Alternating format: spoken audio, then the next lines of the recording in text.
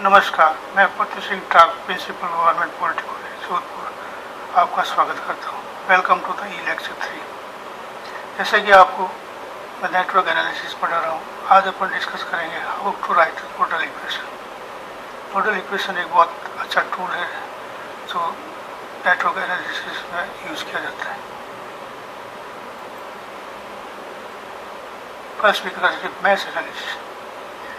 Math analysis क्या है, ये भी एक सीधा सा अच्छा तरीका है जिससे यूज में करके अपन इक्वेशन को सर्किट परिपथ में धाराएं ज्ञात कर सकते हैं। मैथ पढ़ने से पहले हमें कुछ चीज़ों का नॉलेज होना चाहिए जो रिक्वायरमेंट है इसको यूज़ करने की नेटवर्क एनालिसिस में। Basic ohm law, voltage current source, linear non linear element, bilateral element, voltage and current divider rule, Cramer's rule, matrix determinant का सारा बैकग्राउंड, इसमें से कुछ चीज़ें अपन अभी डिफाइन करेंगे। Circuit element, branch. Branch is a part of the circuit which extends one node to another. A branch may contain one element or several elements in series. Branch वो दो टर्मिनल के बीच series क्रम में जुड़े हुए elements या component का समूह है जिसमें एक से अधिक एलिमेंट हो सकते हैं। Node. We define node to be any point in the circuit where the terminal of two or more elements are connected together. अगर ये दो से ज़्यादा है तो that is called principal node या जंक्शन नोड। नोड किसी परिपथ में वो पॉइंट है जहाँ पर दो या दो से ज़्यादा ब्रांचें आकर मिलती हो। अगर तीन या तीन से अधिक ब्रांचें जाकर मिलती हो तो उस नोड को जंक्शन या प्रिंसिपल नोड कहते हैं। Now how we get in the circuit. ये ब्रांच और नोड्स है। Nodes 1, nodes 2, nodes 3, 4, now branches 1, 2, 3, 4 and so on. So इस तरीके से अपन किसी भी सर्किट में ब्रांच और नोड्स को पता कर लेते हैं। then we using these figure to find out how many equations required to solve the problem.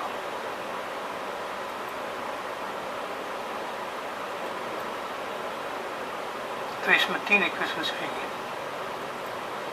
Close path it mean any path along various branches of circuit which finish at the point where it is started. The path can jump from any node to other node whether or not those nodes are directly connected by an element. For example, in this circuit this is a node, this is a closed path, this is also closed path with दो node को bypass करते हुए बनाया गया है। तो that is the example of close path. Mesh any path which contain no other path which in it is called mesh. For example अपने पहले वाले में कहा था फर्स्ट जो है वो मैश थी और क्लोज पाथ भी था।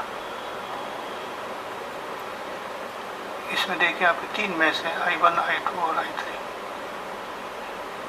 This is first, this is second, this is third. तो इस तरीके से मैच कभी भी किसी को ओवरलैप नहीं करती, ना किसी नोड को बाईपास करती है। एक पर्टिकुलर जॉइंट टू एडेड एक दूसरे से जुड़े हुए नोड्स को ही कंसिडर करते हुए बनाते हैं। Loop, a path which contain more than two meshes is called a loop. Thus a loop contain mesh but mesh does not contain a loop. यानी कि एक मैश लूप हो सकता लेकिन लूप मैश नहीं हो सकता। For example in this circuit first is a mesh, second mesh, third mesh और loop is given by the ABTA। Mesh current analysis summary, ये एक आसान मेथड है जिससे अपन फर्स्ट करंट को मार्क करते हैं मैश करंट में। फिर write the column matrix equation जहाँ पे एक resistance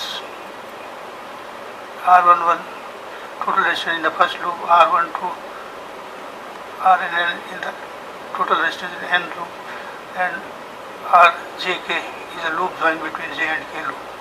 So we write V equal to R into I, where V is the gives the total battery voltage for loop 1 and then loop 2 and so on. For example, how to write them? First of all, we find out how many equations required to solve the problem. So we write the KVL, then for particular mesh and label them. So what is doing first? अब ये ज्ञात करते हैं कि कितनी equation की जरूरत पड़ेगी. That is number of equation equal to branch minus node minus 1 bracket एक कम. तो अगर 6 ब्रांचेज हैं और 4 नोड है तो 3 इक्वेशन की जरूरत पड़ेगी. इसी तरीके से then we write the KVL for every mesh. Now select the direction of the mesh current. We always select either clockwise और anticlockwise, both are true. But once you select it is continue. अगर ऐसा नहीं करते हैं तो आपको बहुत दिक्कत आएगी सॉल्व करने में, प्लस माइनस की प्रॉब्लम होगी. इसलिए मेरी सलाह ये है कि आप हमेशा क्लॉकवाइज लीजिए. इसके एडवांटेज मैं आपको आगे जाके बताऊंगा. तो right first method, right the equation using Kirchhoff voltage law. ये सर्किट है आपको जिसमें 3 मैश बनती है, I1, I2 एंड I3. ये अपन को सिलेक्ट करना आना चाहिए कौन सी मैश बन रही है कौन सी नहीं, according to definition. Then I select the direction clockwise for all the 3 branches and label current I1, I2 and I3. तो write the KVL. KVL क्या कहता है? किसी भी लूप में voltage algebraic sum of voltage drop equal 0. इसमें ध्यान ये रखना है कि जब करंट जिस डायरेक्शन में जा रही है वो पॉजिटिव एंड होगा, जिससे छोड़ रही है एलिमेंट को वो नेगेटिव होगा. तो यहाँ पे प्लस 10 वोल्ट है, देन प्लस का 10 ओम के वोल्टेज ड्रॉप. इस तरीके से we can write the equation. इसमें I2 कॉमन है तो ये हो जाएगा I1 माइनस 2. जिस लूप के लिए करंट ज्ञात कर रहे हैं वो इक्वेशन लिख रहे हैं उसको पॉजिटिव मानेंगे, यानी I1 इज पॉजिटिव. भले ही आपकी वापस आके नेगेटिव हो जाए, लेकिन इस टाइम ये मान लेंगे I1 माइनस I2 ये पॉजिटिव द्वारा फ्लोइंग थ्रू 10 हो.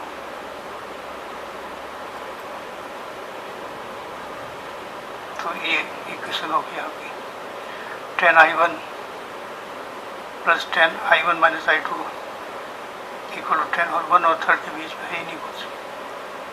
तो in this way we write for all the 3 loops. Second, this is the loop R22, this is R21 and R13 2 3. So all the 3 variables are equated to write the equation. Then 3 KVL in the mesh 3. 1 और 3 के बीच में है नहीं, self impedance 30 हो गया तो 30I3 होगा. इसमें I2 कॉमन है 10 ओम के रेजिस्टेंस में, तो I3 माइनस I2. तो I3 minus I2 10 plus 20 I2.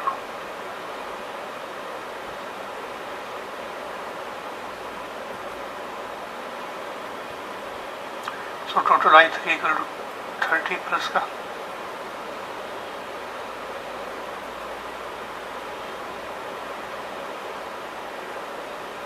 इस थोड़ा रॉन्ग हो गया, इसमें प्लस होगा 30I.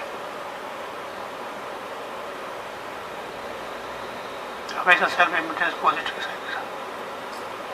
So in this way we get the 3 equation. Now solve either by using Cramer's rule और ट्रेडिशनल मेथड. एक में से 2 को गुणा करके घटाना जोड़ना. So this is how to get I1 and I2 and I3. Second method अपन क्या करते हैं, डायरेक्ट इंस्ट्रक्शन करके मेथड को इम्पीडेंस मैट्रिक्स बनाते हैं. मैट्रिक्स के लिए अपन को चाहिए R11 self impedance of loop. इसमें ये लिखते हैं कि R11 वो इम्पीडेंस है जो कि I1 की धारा के रास्ते में आते हो, और देन I12 लिखते हैं 1 और 2 करंट के बीच में आने वाले रास्ते में आने वाले प्रतिरोध का मान, फिर 1 और 3 के बीच में आने वाला प्रतिरोध. इसी तरह से फिर R21 इक्वल टू R12 दूसरी होती पहली करंट के बीच में. इस तरह से we can write for every 3 mesh means 3 by 3 matrix. So this is self impedance 10 और 10 20 आ रहे हैं. देन R12 1 और 2 के बीच में 10 और 1 और 3 के बीच में कुछ भी नहीं जुड़ा हुआ है तो 30 0. इसी तरह से self impedance of 2 is 10 10 10 30. Between 1 and 2 is -10, जो अपन बाद में लिखेंगे माइनस अभी. तो this is R22 equal to 10 + 10 + 10 30. Then 1 and 2 के बीच में 10 और 2 and 3 के बीच में 10. इस तरीके से 3 का सेल्फ हो गया 30. Common 1 and 2 equal 2 and 1, 3 and 1 equal 1 and 3 0. Then R32 equal to 2. Then इनको अपन एक मैट्रिक्स में लिख देते हैं. मैट्रिक्स में कैसे एंट्री करेंगे? Now we can use these three equations to get the solution. Now using by Cramer's rule we must write the metric equation. Metric equation में first entry R11 then minus. इसमें ये ध्यान रखना है कि जो अपने पहले मैंने बोला था कि अगर पॉजिटिव डायरेक्शन क्लॉकवाइज डायरेक्शन में लेंगे तो क्या फ़ायदा. इससे ये है कि इसमें जो भी सेल्फ इम्पीडेंस है वो तो पॉजिटिव आएंगे, लेकिन बाकी सारे जो है नेगेटिव एंट्री होगी म्यूचुअल इम्पीडेंस जो बिटवीन 1 and 2 या 2 and 1 या 3 and 1 या 2 and 3. और जो एक कलर से शो हो रहे हैं वो इक्वल है, यानी कि R12 equal to R21, R13 equal to R31. इस तरह से we can write fill up the matrix using the instruction method. Then using Cramer's rule to find out the, for example एक एग्जाम्पल लेते हैं. This is given circuit for 2 mesh level I1 and I2. तो पहले का self impedance क्या है? 4 और 2 6. Then 2 और 1 के बीच में आ रहा है 2 ओम. तो R12 equal to R21 equal to 2 और R22 self impedance of the loop 2 2 और 1 3 ओम. So write this equation in this form. Then using Cramer's rule to find out the delta, del and del 1, del 2. del 1 कैसे लिखते हैं? जो second column है I1 के लिए second column को constant से रिमूव करेंगे, फर्स्ट कॉलम को. Then second column as it is, यानी कि जो आपकी एक्चुअल मैट्रिक्स इक्वेशन है उसके वो -2 और 3. इसमें ये ध्यान रखना है कि जो वोल्टेज है वो उसके लूप के वोल्टेज है, तो प्लस माइनस ये हमेशा अगर जितने हैं उनको ऐड करके लिखेंगे. अगर एक लूप में 2 वोल्टेज सोर्स जुड़े तो दोनों का योग हो जाएगा. तो every time you must write the algebraic sum of the voltage in a matrix. So now del 1 equal to del I1 equal हो जाएगी del 1 by del. Del is the value of determinant without any change. इसी तरह से del 2 ज्ञात करेंगे. Second column को replace करेंगे constant voltage वाले कॉलम से, एंड फर्स्ट को एज इट इज जो भी पहले ओरिजिनल मैट्रिक्स में था. Then I2 equal to del 2 by 2. That's in this way we get the answer.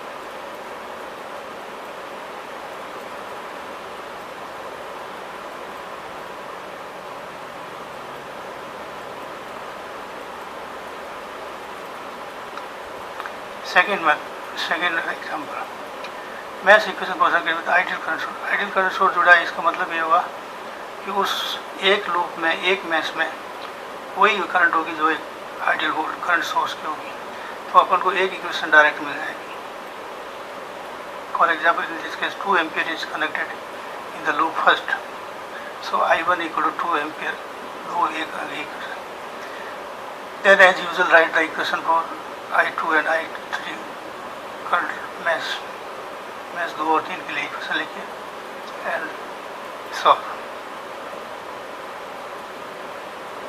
तो जहाँ भी करंट सोर्स दिखे किसी भी परिपथ में तो उस लूप का करंट वही होगी। तो ये अच्छा इजी तरीका हो गया। For mesh 2 as usual write the equation 4 और 5 9 I2 minus 4I1 minus 5I3 equal to 8 for second, for third, then using 3 equation. Now a mesh equation for network with independent practical source. अगर ये situation आती है जिसमें independent practical source जुड़े हुए हैं तो इसको अपन सॉल्व करेंगे कि उसमें जैसे अगर करंट सोर्स है तो लूप में करंट वही होगी I2 इक्वल टू 2 एम्पियर। देन I2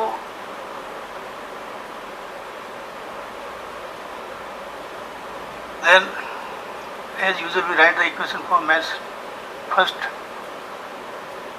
जिसमें I1 माइनस I2 2 और 4 6 I1 minus 4 I2 equal to 10, then I1 equal to 3 ampere.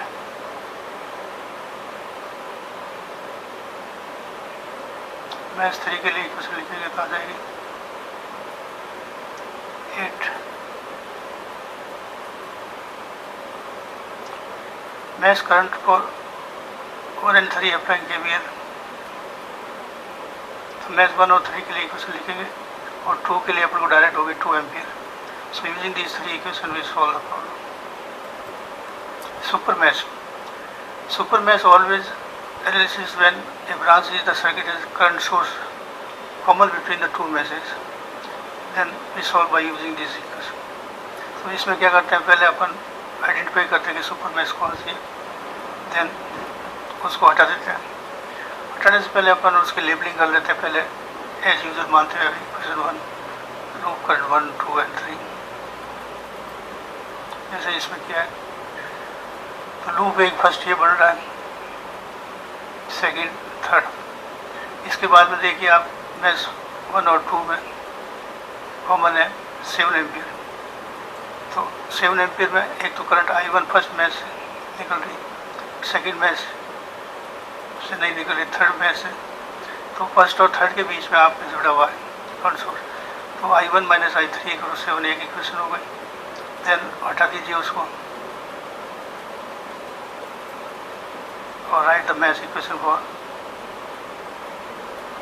As usual KVL which of voltage लगा 7 equal to 1 into I1 minus I2 plus 3 I3 minus I2 plus I1 I3 equal to 7 and for second loop mesh for second mesh apply KVL I2 minus I1, so we get this equation after simplification. So this is third equation we already get from the super mesh. So using these 3 equations now solve the given equation. Thank you very much for viewing my lecture. All the best. Thank you.